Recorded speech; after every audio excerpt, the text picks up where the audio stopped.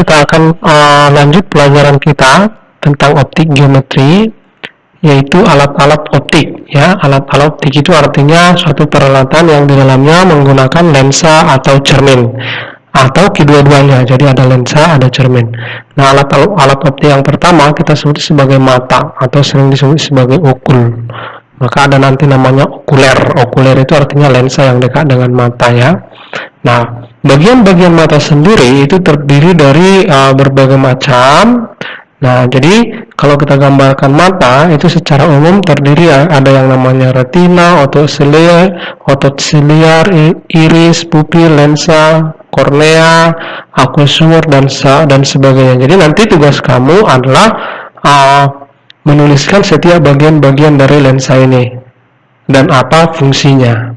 Oke, di biologi kamu sudah belajar ini mungkin ya.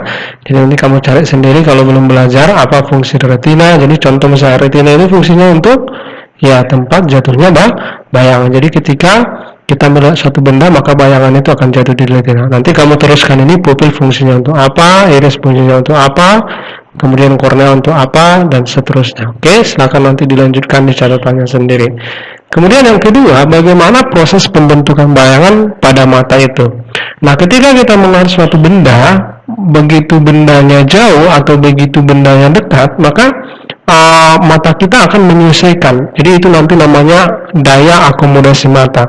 Jadi sebuah benda yang dekat dengan lensa mata atau yang jauh dengan lensa mata, maka bayangannya seolah-olah tetap, artinya tetap membentuk suatu bayangan yang jelas di dalam mata itu. Itu kenapa bisa terjadi? Karena mata itu dapat melakukan yang namanya daya akomodasi.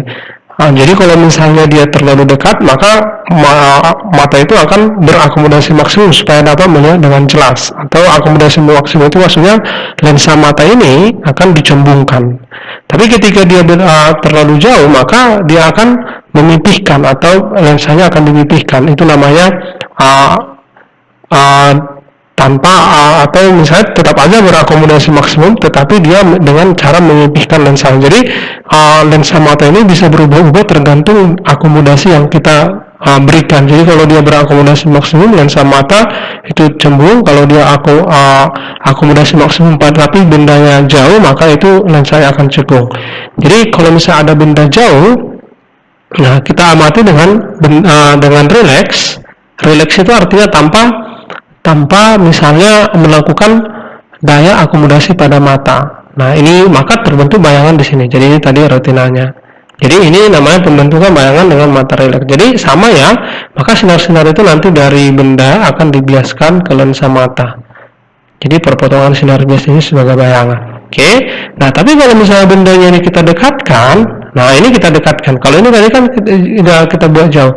Kalau ini kita dekatkan, bayangannya tetap seperti di sini, tapi lensa matanya makin cembung karena pasti akan dilakukan yang namanya akomodasi maksimum supaya bayangannya dari bendanya jelas, maka akan lensa mata akan berakomodasi maksimum.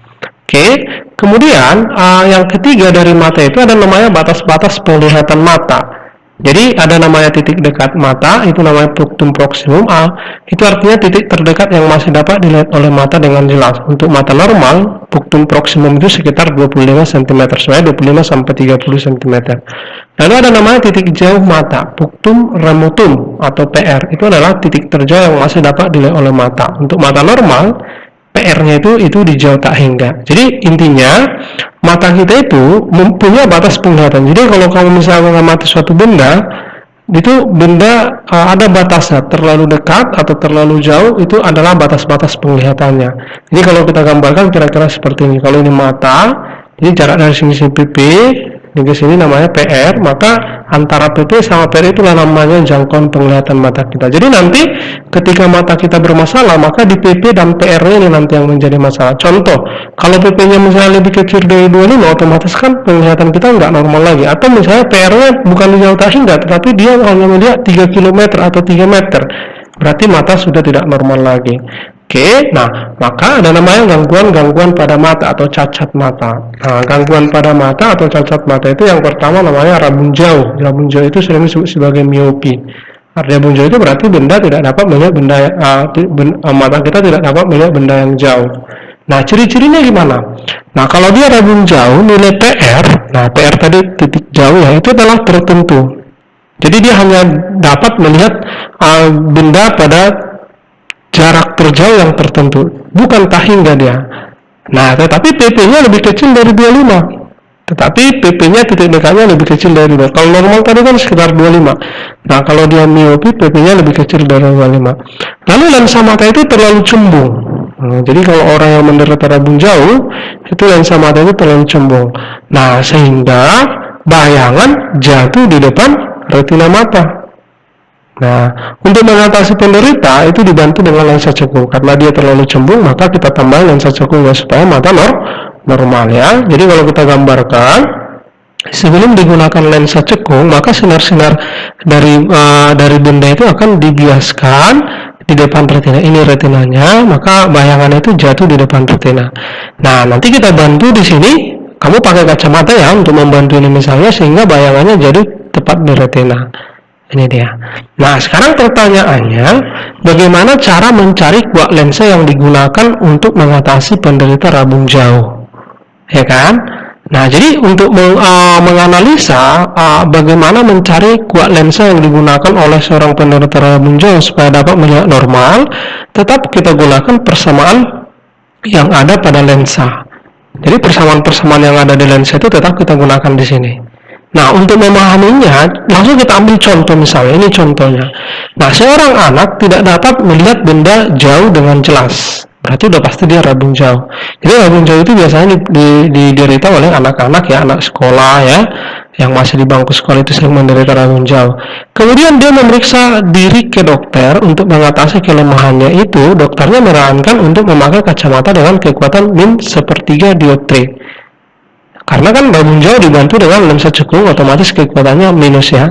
Maka titik jauh anak tersebut adalah berapa? Maka yang ditanya di sini adalah PR-nya. Titik jauh adalah PR. Nah, bagaimana cara menganalisanya ini? Jadi untuk menganalisa bagaimana perhitungan yang ada di dalam rabun jauh, pertama dari soal ini kita cari dulu berapa nilai fokus lensa yang digunakan. Kan dokternya menyarankan kekuatannya -1/3 kan ini. Nah, otomatis dari sini bisa kita cari fokusnya. Nah, kita ingat dulu bahwa P itu adalah 100/f. Kita gunakan yang satuan cm. Nah, kita masukkan P-nya ini.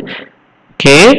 Nah, kita dapat fokusnya adalah -300 cm. Kenapa minus? Karena yang digunakan adalah lensa cekung. Nah, jadi setelah menggunakan lensa, maka jarak bendanya nanti sama dengan tak hingga. Karena setelah dia menggunakan lensa kan kita harapkan matanya jadi normal. Artinya benda-benda yang jauh sudah bisa dilihat. Kan itu dia kira-kira. Setelah menggunakan lensa, S-nya harus sama dengan tak hingga. Karena mata sudah dianggap normal setelah dibantu dengan lensa tersebut. Jadi ini perhitungannya. Sedangkan X-aksenya itu adalah -PR. Jadi misalnya penderitanya hanya dapat melihat pada titik jauh 200 meter. Itu maksimum yang bisa dilihat. Nah, setelah menggunakan lensa, maka bayangan itu nanti akan jatuh di titik jauh penderita tersebut. Jadi kalau misalnya titik jauhnya misalnya 300 cm, maka setelah menggunakan lensa, bayangan itu harus jauh tuh di 300 cm. Nah, kenapa dia minus? Karena sifat bayangannya adalah maya. Ini dia. Oke, jadi ingat ya. Jadi kalau rabun jauh, setelah menggunakan lensa, maka S-nya ini pasti tak hingga. Kenapa tak hingga? Sekali lagi, karena diharapkan dia mendapat melihat benda yang sangat jauh. Nah, maka dari sini, kita gunakan rumus ini. Lensa biasa 1/f sama dengan 1/s tambah 1/s aksen. Nah, kita masukkan angkanya, fokusnya sudah dapat 1/-300 sama dengan 1/s. S-nya ganti tak hingga tambah 1/s aksen yang ini ganti jadi -PR. Ini yang mau kita cari. 1 bagi tak hingga kan 0. Ya kan? 1 bagi tak hingga 0, maka dari sini minusnya ini habis, maka dapat PR-nya adalah 30 cm. Nah, itu dia kira-kira caranya. Jadi intinya, perhitungan yang ada pada rabun jauh setelah menggunakan lensa, S-nya harus sama dengan tak hingga, sedangkan S-aksennya harus sama dengan -PR. Nah, tinggal kamu masukkan ke persamaan lensa biasa. Oke, ini diingat ya, ini konsep dasarnya. Nah, kenapa bisa terjadi? Sekali lagi, karena dia diharapkan dapat melihat benda yang jauh setelah menggunakan lensa. Oke, nah nanti kita lanjut.